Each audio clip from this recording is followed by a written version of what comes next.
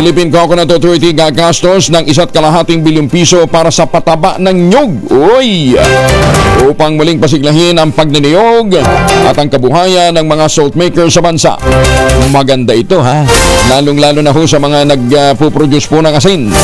Detalo na balita mula kay Freddy Fajardo, Aris 38, Masantos, Yakabasan, Chikamin sa ating mga kababayan sa Pangasinan. Freddy.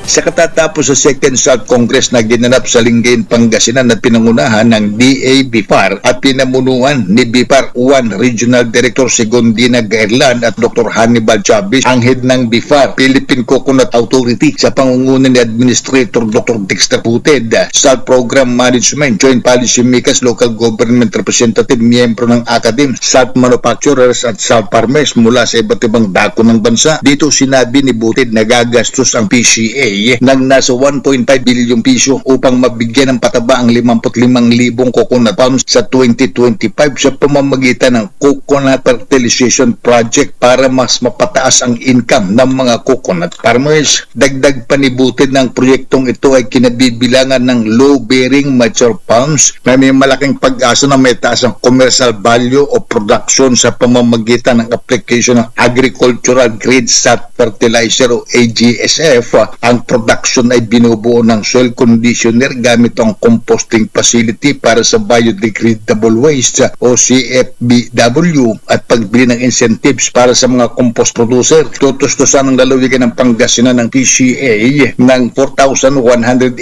bags ng locally produced AGSF mula sa Pangasinan Salt Center, habang ang local government ng Dasol at Dasol Salt Maker Association ay magsusupply ng 5,000 bags ng AGSF.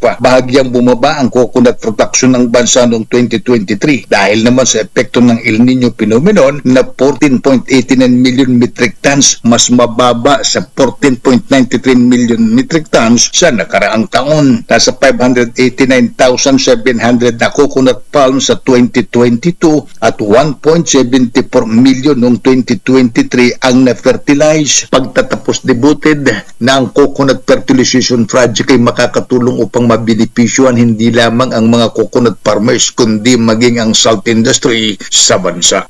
Ito si Freddy Fajardo, Aris 38, nag-uulat para sa DCRH, una sa Pilipinas, una sa Pilipinas. Maraming salamat, Freddy.